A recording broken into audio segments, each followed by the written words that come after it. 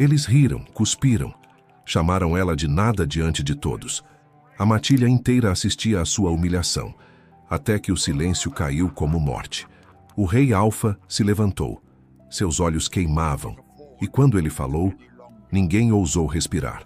Toquem nela, e eu destruo cada um de vocês, porque ela é minha.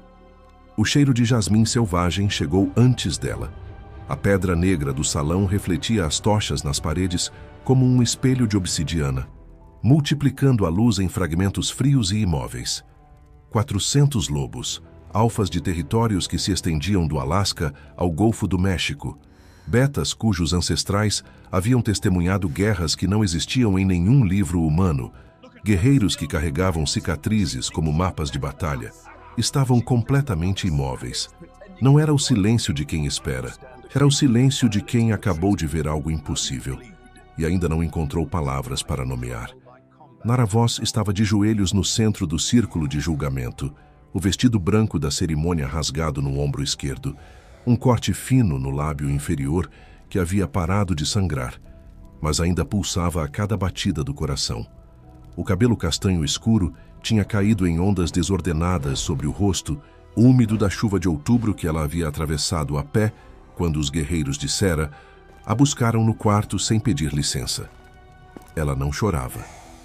Tinha aprendido, em algum momento, entre a segunda e a terceira vez, que alguém havia decidido que seu sofrimento era conveniente, que lágrimas eram o tipo de combustível que alimentava exatamente as chamas que tentavam consumi-la. Os olhos âmbar, amendoados, profundos, a única coisa que os anos não haviam conseguido tornar menor, fixavam o chão de pedra com a dignidade específica de quem já não tem nada a perder, e descobriu nessa perda uma estranha forma de liberdade. Na extremidade oposta do salão, o alfa-rei Cayden Voss desceu os 3 degraus do trono. Cada passo era deliberado da forma que só é possível em quem aprendeu que o mundo se reconfigura debaixo dos seus pés antes mesmo de ele decidir para onde está indo. O salão não precisou receber um comando para parar de respirar. Parou por conta própria. Cayden caminhou até ela. Parou a 1 metro. E então, diante do Conselho dos 7 Pacotes, diante de 400 testemunhas que levariam essa história para dentro de seus territórios e a contariam por gerações, diante da mulher que havia orquestrado a destruição de Nara pelos últimos 18 anos, o alfa-rei dobrou um joelho no chão de pedra negra. O rangido foi audível. A voz que saiu era baixa, rouca, e carregava o tipo de peso que não se aprende. O peso de uma verdade que o universo já havia decidido antes de qualquer um deles nascer. Ela é minha. Volte ao começo, porque para entender o que esse momento custou, você precisa saber de onde ele veio. Nara-Voz acordava às 4:30 da manhã há 8 anos seguidos. Não por disciplina, por necessidade. O refeitório do pacote Kael abria às 5:30 e a hierarquia que chegava para tomar café não aceitava atraso como argumento, independente de qualquer circunstância que a noite anterior pudesse ter produzido.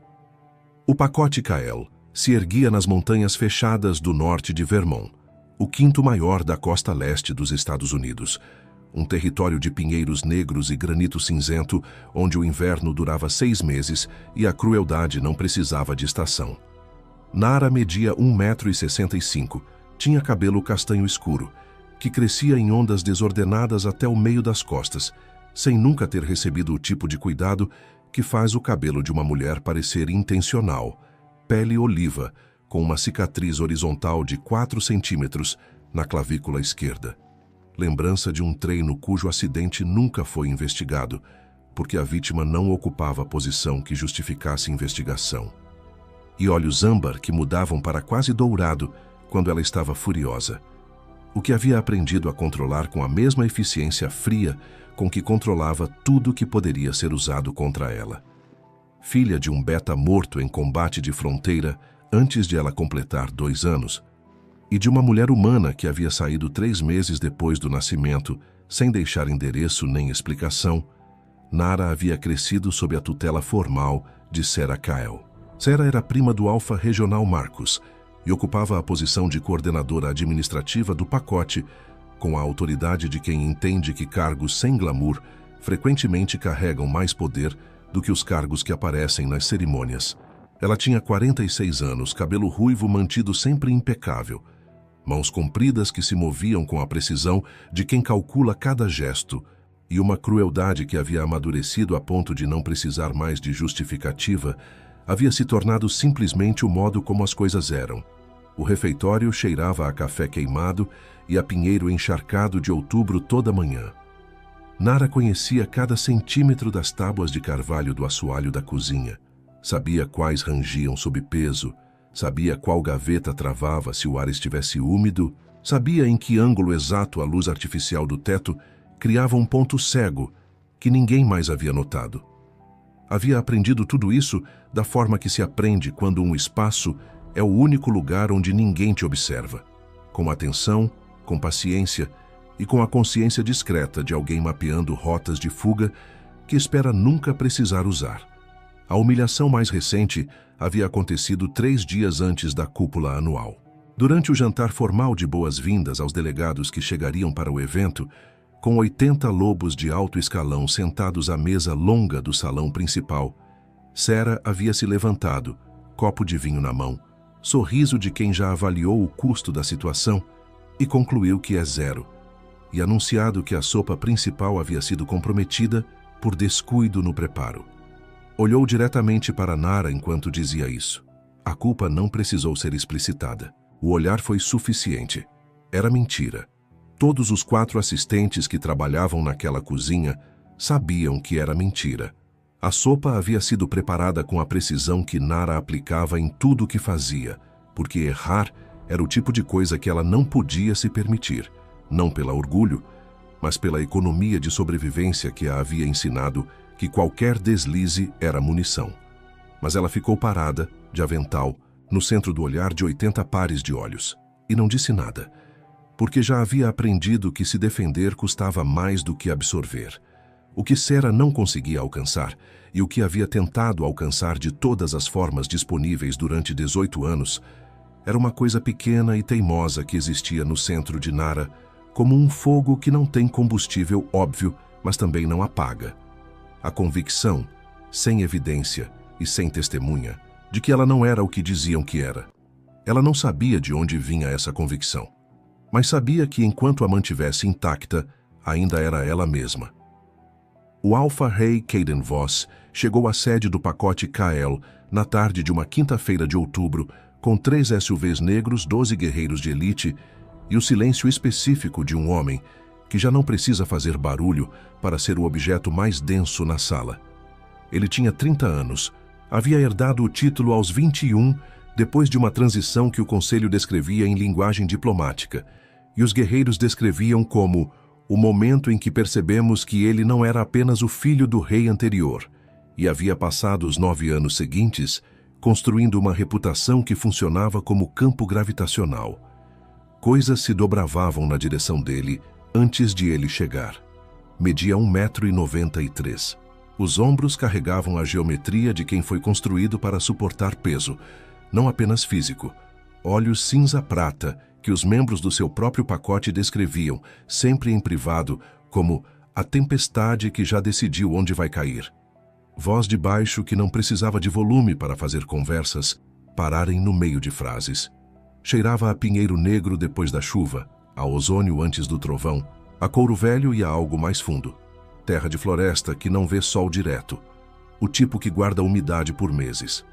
Quando atravessou a porta principal do pacote Kael, o alfa regional Marcus recuou 2 passos involuntários, antes de se corrigir com o esforço visível de um homem que não quer demonstrar que não consegue controlar os próprios reflexos. Os 3 betas de guarda abaixaram os olhos em sincronia, antes que qualquer um deles tivesse tempo de decidir fazer isso. Cayden registrou tudo com a indiferença de quem vê isso acontecer em todo lugar que entra e há muito parou de achar significativo.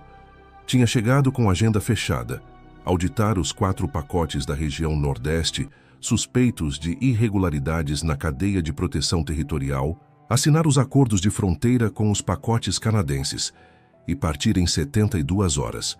O que não estava na agenda aconteceu 8 minutos depois da chegada, quando dobrou a esquina do corredor de serviço e quase colidiu com uma mulher pequena carregando uma bandeja de cristal com 18 taças cheias. Ela não recuou. Não derramou uma gota sequer. Ficou parada, bandeja firme nas mãos com a estabilidade de quem faz isso há anos, e desenvolveu nos pulsos e nos ombros a memória muscular específica desse equilíbrio, e disse, com a voz calma de quem está segurando algo consideravelmente maior por baixo das palavras: "Com licença, senhor", e foi embora. Kayden ficou parado no corredor por 3 segundos inteiros, o que, para um homem cujos processos internos funcionavam na velocidade de quem passou a vida tomando decisões que não admitiam hesitação, era uma eternidade. Sentiu o rastro do cheiro dela, jasmim selvagem e algo que não conseguia nomear com nenhuma categoria que tinha disponível, algo que o lobo dentro dele reconheceu com uma urgência que a parte racional da sua mente ainda estava tentando catalogar quando ela já havia dobrado a próxima esquina e desaparecido. Ele não perguntou quem ela era, mas o cheiro ficou. Ele não perguntou quem ela era, mas o cheiro ficou.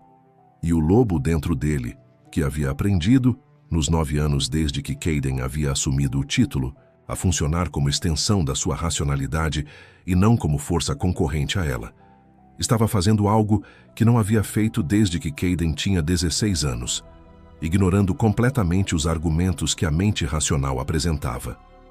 O cheiro de jasmim selvagem não era uma ameaça identificável. Não era uma variável que entrava em nenhuma das categorias de risco que Kayden havia aprendido a monitorar. Era simplesmente a coisa mais importante que havia acontecido naquele dia. E o lobo sabia disso com a certeza absoluta de quem não precisa de raciocínio para chegar a conclusões fundamentais. Kayden foi até o quarto, fechou a porta e ficou de pé no escuro por um tempo que não conseguiu depois quantificar, tentando decidir o que fazer com isso. Não chegou a nenhuma conclusão útil, mas não esqueceu o cheiro. A primeira crise chegou na noite do segundo dia da cúpula, às 2 da manhã, quando Sera bateu na porta do quarto de Nara com aquela cadência específica de quem sabe que a pessoa do outro lado já está acordada com o pulso acelerado antes mesmo de abrir. A ordem era objetiva: servir a suíte do delegado Aldrich Morrow sozinha, sem supervisão, a pedido do próprio delegado. Nara conhecia a reputação de Aldrich Morrow da forma que lobos de baixo escalão conhecem reputações perigosas, não por relato direto, mas pelo silêncio que pessoas específicas mantinham quando o nome era mencionado. A ausência de supervisão não era descuido, era arquitetura deliberada. Ela foi. Não por ingenuidade. Havia guardado um canivete no bolso do avental com a tranquilidade fria de quem faz essa conta e decide que prefere o risco de usá-lo ao risco de não tê-lo. O que aconteceu na suíte foi que Aldrich Morrow não esperou nem que ela chegasse à mesa. Ela revirou o conteúdo da bandeja inteira sobre ele, usou a bandeja de metal como escudo e correu. Ele a alcançou no corredor externo. A costela que trincou quando ela foi lançada contra a parede de granito fez um estalo que ela sentiu antes de ouvir. Uma fratura que o corpo registra como fato antes que a dor se organize em informação útil. Foi quando a porta do quarto de Kayden Voss, 3 portas adiante no mesmo corredor, abriu. Ele saiu. Viu. O que aconteceu nos 45 segundos seguintes foi descrito pelos 2 guerreiros de guarda que testemunharam, sempre com a mesma imprecisão de quem está tentando colocar em palavras algo que os olhos registraram, mas a mente ainda não terminou de processar, como o momento em que o rei parou de ser uma posição e voltou a ser um lobo. Aldrich Morrow deixou a cúpula naquela madrugada com dano considerável às costelas e um aviso formal que extinguia qualquer participação do pacote Morrow em acordos territoriais sob jurisdição de Kayden por prazo indeterminado. Nara ficou sentada no corredor com a costela trincada e recusou assistência médica com a brevidade de quem tem uma lógica para isso que não precisa ser explicada.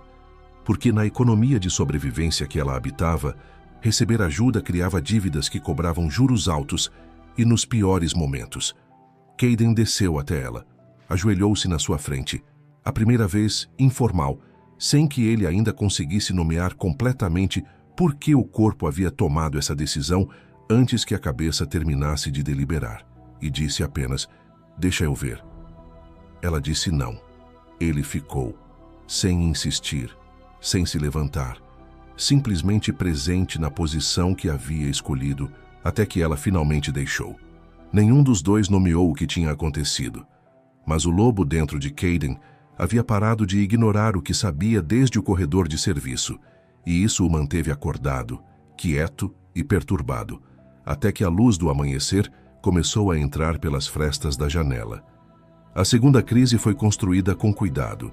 Sarah Kael havia observado o incidente do corredor da mesma forma que observava tudo o que acontecia no pacote Kael, como informação a ser convertida em vantagem ou em dano controlado, dependendo de qual fosse mais urgente.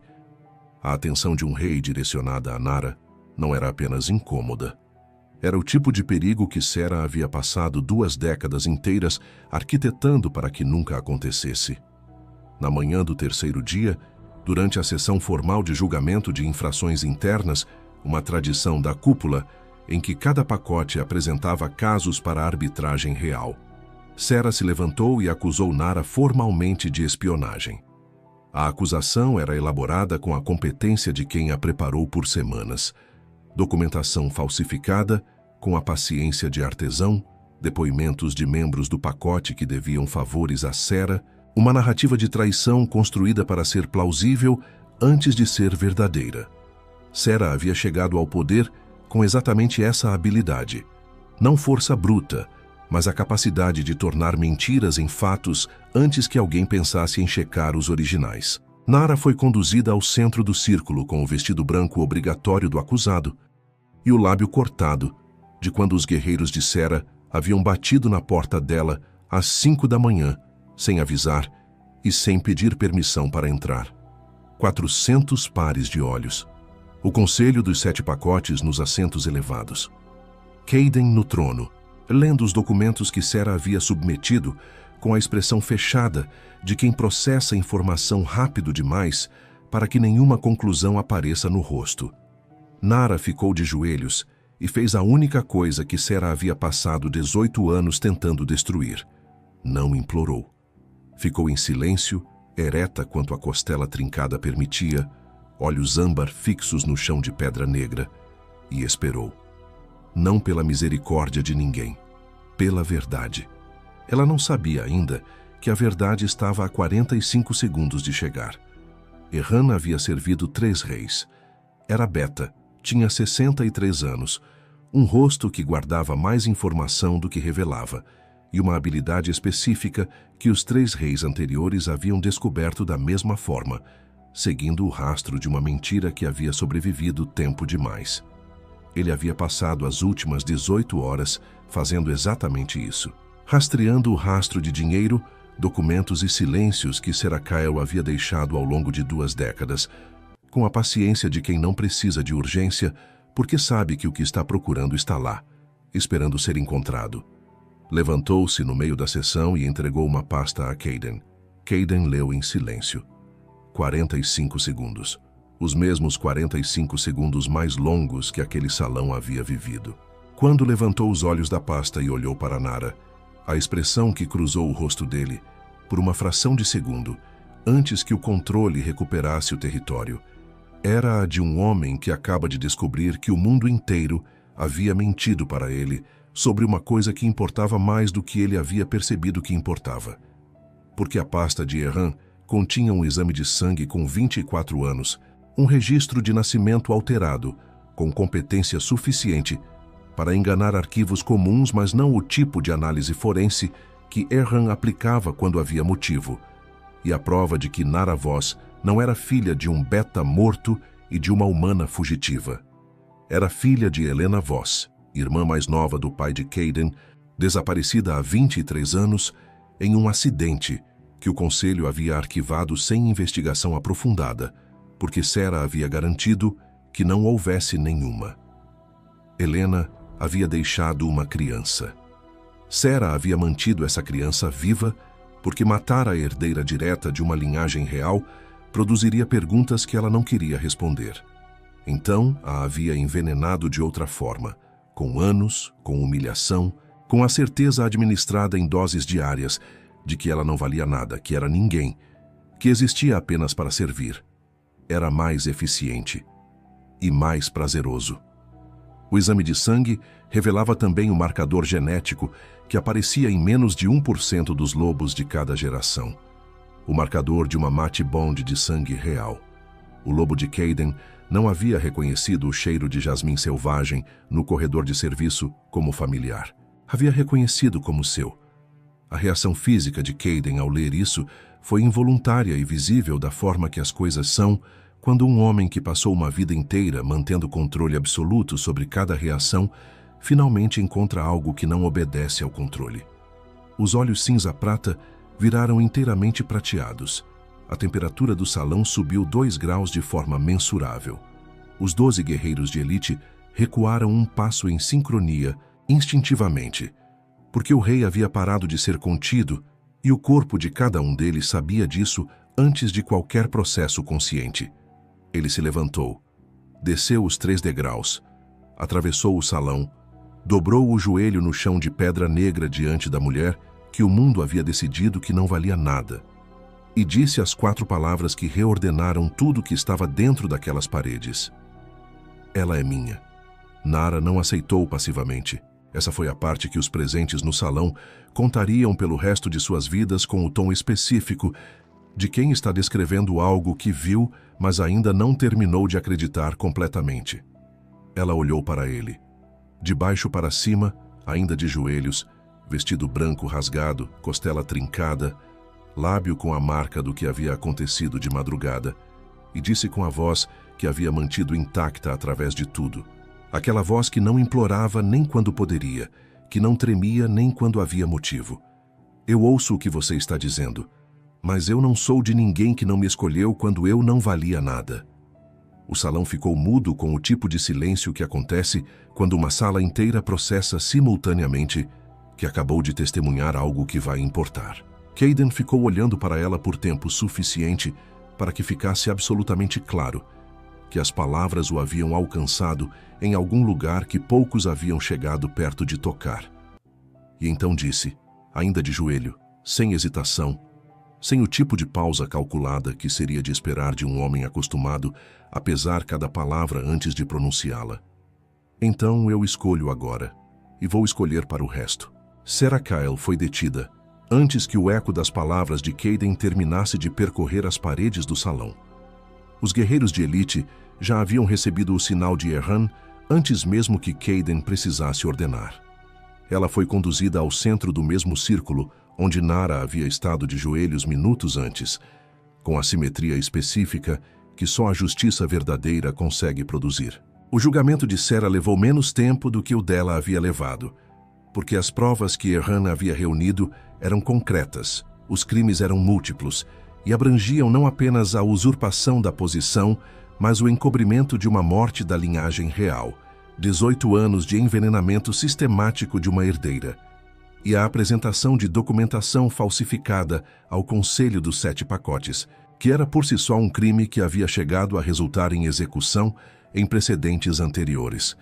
Sarah ficou de pé no centro do círculo, com o tipo de compostura que leva uma vida inteira para construir e que começa a rachar no momento em que a pessoa percebe que a estrutura que a sustentava não existe mais.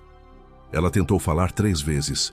As 3 vezes, Kayden simplesmente a olhou com os olhos inteiramente prateados, e o som morreu antes de se organizar em argumento. A punição determinada pelo Conselho foi precisamente calibrada para espelhar o crime. Sarah, que havia usado a posição para apagar Nara, perdeu exatamente a posição. Destituída formalmente, banida de qualquer território sob jurisdição da Aliança dos Pacotes, com todos os bens acumulados durante os anos de usurpação confiscados e revertidos ao nome legítimo de Nara. Ao deixar o salão entre os guerreiros de guarda, Sarah passou ao lado de Nara. Não disse nada, mas pela primeira vez em 18 anos, foi Sarah que abaixou os olhos. A sala inteira viu, e a sala inteira entendeu, naquele gesto pequeno e irrevogável, o que havia sido refeito.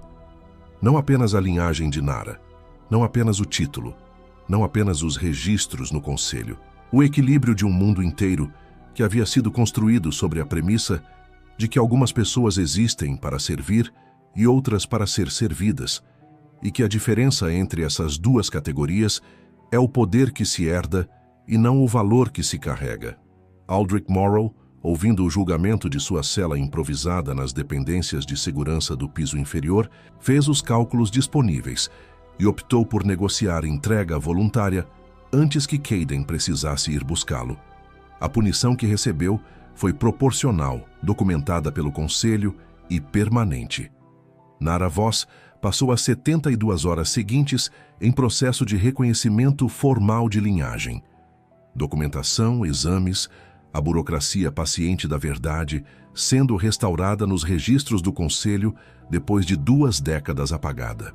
A costela foi tratada por um médico do pacote real que trabalhou em silêncio e com a eficiência de quem recebeu instruções claras sobre o nível de cuidado esperado. O nome Helena Voss foi retirado da categoria de morta em acidente e colocado na categoria de assassinada em traição documentada, o que abriu um processo paralelo cujo alcance ia muito além de Sarah. Kayden cancelou todos os compromissos restantes da cúpula. Não delegou. Cancelou. Ficou. Não da forma possessiva de quem acabou de fazer uma reivindicação e quer garantir que o objeto da reivindicação não vá a lugar algum. Ficou da forma de quem tem uma dívida que não é possível pagar em 72 horas, mas pode ao menos começar a reconhecer com presença. Nara não se tornou outra pessoa durante esse processo.